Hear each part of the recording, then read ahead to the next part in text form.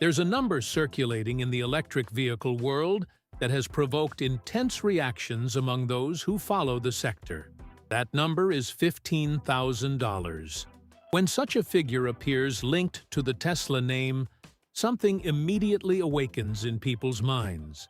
It's a mixture of surprise, hope, and distrust, all happening at the same time. After all, for years, buying an electric car meant shelling out amounts that scared even those with good financial reserves. And now, suddenly, the promise of an affordable Tesla emerges, the Model 2, positioned as the vehicle that would finally open the doors to electrification for those who have always been on the outside of this conversation. To understand the impact of this value, one only needs to observe the reality of the current automotive market. A used car in the United States costs, on average, between $25,000 and $28,000. A brand-new economical sedan easily exceeds $22,000. And any electric car below $30,000 used to mean a simplified model, without relevant features, or belonging to a brand without a track record. Given this scenario, a functional Tesla for less than $15,000 would represent a genuine breakthrough. It would be the first time that people with tight budgets, especially retirees living on fixed income, could see a real path to enter the world of electric cars. However, there's a detail that needs to be stated with absolute clarity before any excitement takes over the purchase decision. The sticker price is not the same as the cost of ownership. The value that appears in the advertisement is what you pay only once, at the time of signing the contract. The true cost, on the other hand, is everything that continues to come out of your pocket month after month, year after year, for as long as the car remains in the garage. And almost always, these two numbers tell completely different stories, with the second story usually being much less encouraging than the first. Another fundamental point in this analysis concerns the very confirmed existence of the Model 2, with these characteristics. To date, Tesla has not released official specifications.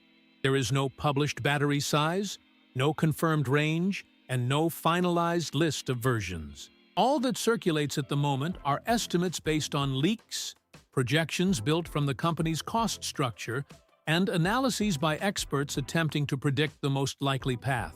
This means that anyone interested needs to treat this information as a probable scenario, not as a defined product, avoiding pitfalls that often appear between the initial announcement and the actual moment of sale.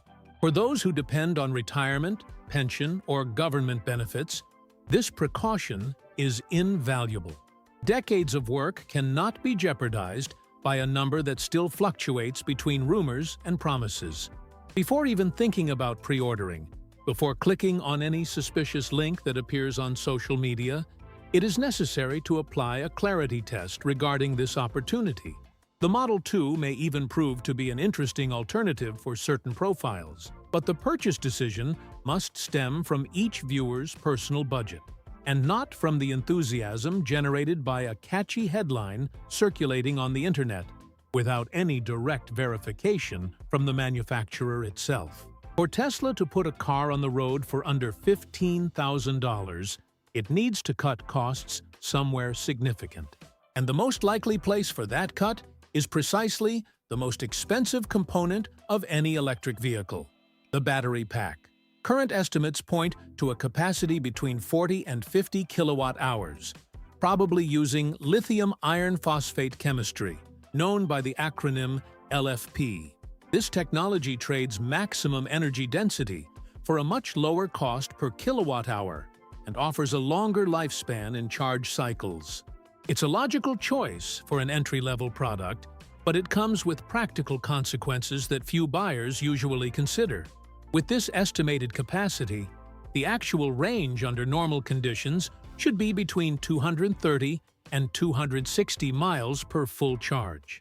For most drivers, this number seems more than enough. The average American drives about 37 miles a day, which means almost a whole week of typical use before needing to find a charging point. In mild conditions, with pleasant temperatures and planned routes, this range provides real peace of mind for everyday use. The problem is that normal conditions don't exist year-round, especially for those who live in regions where winter arrives in full force and turns every trip into a risky calculation. Imagine a 71-year-old retiree living in a cold city, one of those where the thermometer reads 14 degrees Fahrenheit on a typical January morning.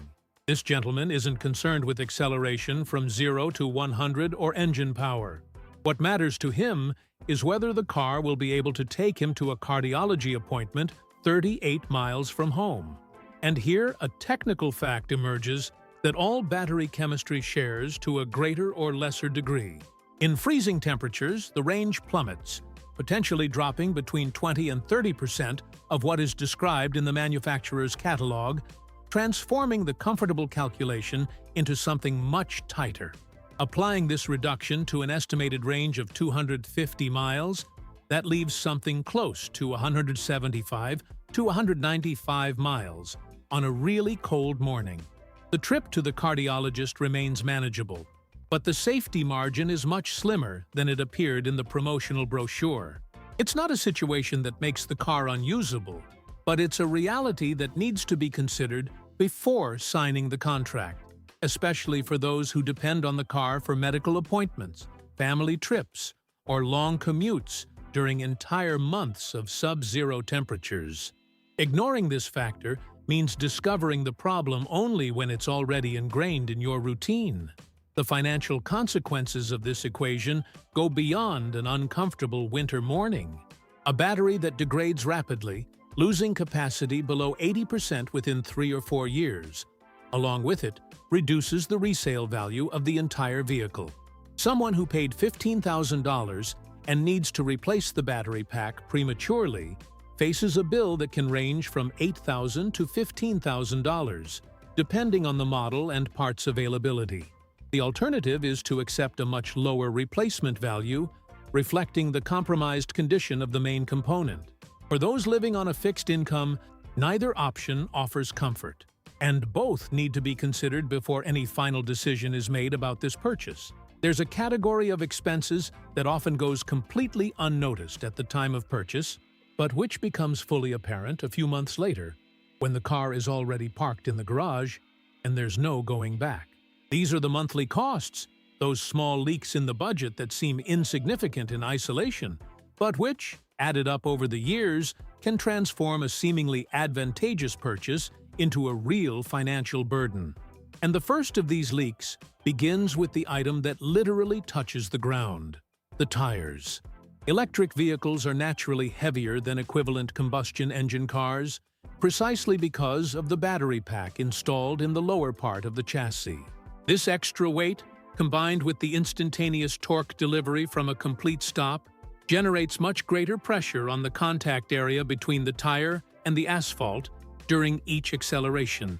The practical result is simple and direct. Tires wear out faster than on a conventional car of the same size, requiring replacements at shorter intervals. And this higher frequency, distributed over 5 or 6 years of use, represents a cost that no one mentions during the product's sales presentation. The crucial question in this story involves the type of tire the Model 2 will require. If Tesla opts for a standard size, easily found in any popular tire shop, the replacement cost is between $600 and $900 for a complete set. But if the vehicle needs a specific tire for electric vehicles, with low rolling resistance and reinforced construction, this value quickly rises to between $1,000 and $1,400, and even then, with limited availability in many regions of the country. This difference, multiplied by the necessary replacements over time, becomes a concrete problem that directly affects the wallet of anyone who intends to keep control over their monthly expenses. Based on this, it's necessary to add another layer of cost that has been scaring electric vehicle owners across the American market: insurance. Insurance companies have been charging significantly higher premiums to cover electric cars, and the reason is purely mathematical. It's not that these vehicles are more dangerous to drive. The real reason is that they cost much more to repair when something goes wrong.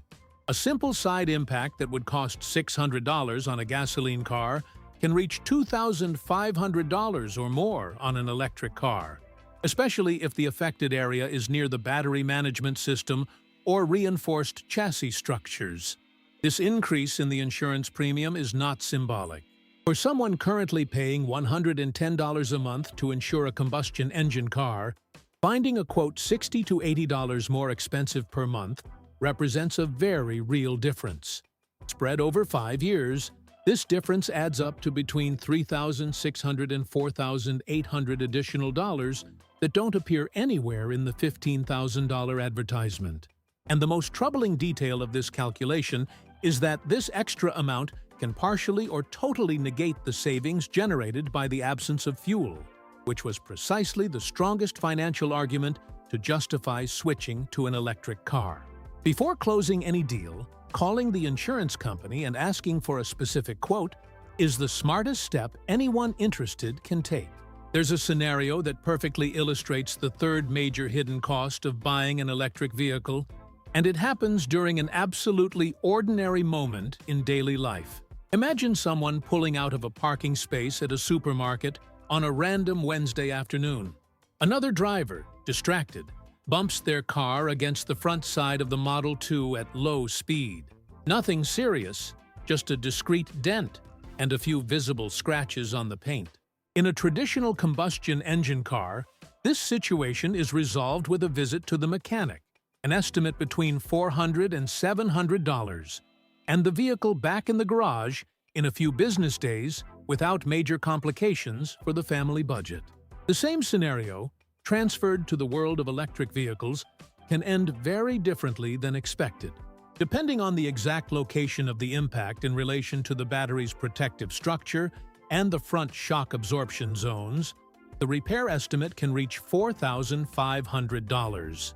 This is not a matter of the vehicle's build quality, but rather a reality linked to the very functioning of this type of car. The repair requires specialized equipment, technicians certified to handle high-voltage components, and parts that are often not readily available in most traditional repair shops across the country. The situation becomes even more complicated when the accident site is far from major urban centers. For those living in smaller towns, rural areas, or vast areas of the American interior, the nearest authorized Tesla repair shop may be 90 miles away. This means the car needs to be towed, generating an extra expense just to get to the repair location. And once delivered, the vehicle may spend a whole week or more waiting for service, depending on the repair queue and the availability of specific parts. This pattern is not speculation, but a documented reality for current owners of electric cars spread across different regions of the United States. The service infrastructure for electric vehicles is still largely under construction across the country. In large cities near metropolitan centers like Los Angeles, San Francisco, New York, and Miami, service availability has grown considerably in recent years. However, in rural areas, in small towns in the Midwest, the South, and more remote regions, this network remains scarce. There's a practical question every interested party needs to ask before signing any documents. If the Model 2 needs a non-emergency repair tomorrow, what would be the actual distance to the nearest service point from their current residential address? When that distance exceeds 30 or 40 miles, the situation ceases to be merely a logistical detail and becomes an uncomfortable dependency in one's routine. It means needing to ask family members for rides, hiring private transportation services during the repair period, and hoping to avoid important commitments that week without the vehicle. For someone who values the independence gained through years of work and doesn't want to depend on others to resolve basic transportation issues, this distance becomes a quality-of-life variable that needs to be factored into the purchase decision. It's not just about money spent, but about lost time, disrupted planning, and compromised autonomy in unforeseen situations that arise without warning. Before signing any contract, making any pre-order, or expressing any enthusiasm for eye-catching advertising, there's a list of 6 questions that need to be answered with real numbers, not optimistic assumptions. The first one directly addresses where the car will sleep every night. Is there a charging point at home? A garage with a suitable outlet? A private space where recharging happens while the car sleeps? Or is the total reliance on public charging stations scattered throughout the city? This difference is enormous, because charging at home costs a fraction of the price charged at public charging points, in addition to offering complete control over time and availability. The second question involves the climate of the region where the vehicle will be used for the next 5 to 7 years. What is the coldest temperature frequently recorded during the winter months? And most importantly, has a calculation been made of what a 25% reduction in range would represent for the most common family commutes? Those who live in regions with harsh winters need to simulate this scenario before buying, considering medical appointments, visits to relatives in other cities, and any trips that exceed the reduced mileage margin during the coldest months of the year. The third question deals with insurance in a direct and practical way. It's not enough to imagine an approximate value or accept a generic estimate found on some comparison website. The necessary step involves calling your current insurance company, requesting a specific quote for the Model 2, and noting the exact amount presented. After that, simply subtract your current premium from this new number and multiply the difference by 60 months, which corresponds to 5 years of use. This simple calculation reveals the real cost that insurance will represent over the ownership period, allowing you to compare this difference with the expected fuel savings. The fourth question involves tire wear and the availability of replacements. How much does a complete set of tires for the Model 2 cost, according to the technical specifications Tesla will require? And more importantly, is it possible to find these tires in popular city stores? Or will it be necessary to resort to a specialized supplier, which is generally more expensive and has longer delivery times? The fifth question complements this practical investigation and concerns the exact distance between the residence and the nearest authorized service point, considering that repairs to electric vehicles cannot be done in just any neighborhood workshop. The sixth and final question is perhaps the most important on the entire list, because it deals with the current situation of the person considering this trade-in. Is the car currently in the garage fully paid off? Is it running reliably, without constant mechanical headaches? And what is the real monthly cost of keeping it running, including fuel, insurance, and routine maintenance? Comparing this honest number with the realistic monthly cost that the Model 2 would represent is the exercise that separates a rational decision from an emotional one. Those who can answer these 6 questions with concrete data have the necessary information to make a confident choice. Those who don't yet have these answers are simply not ready to buy, regardless of the size of the discount offered. After all this detailed analysis, there are 3 possible paths regarding the arrival of the Model 2, and each person needs to honestly identify which of these 3 groups they fall into before making any final decision. The first group consists of those who should seriously consider this purchase. These are people who drive mainly on local routes, within their own city or on short trips, without long interstate journeys planned. They have guaranteed access to a charging point at home, with an appropriate outlet and available private space, and are currently dealing with an older vehicle that has already begun to experience unpredictable mechanical problems and recurring repairs. For this specific profile, the Model 2 at a price below $15,000 can represent a concrete financial improvement in the monthly budget. The 6 questions presented earlier need to be rigorously applied, and if the resulting numbers from this exercise truly fit within the available budget.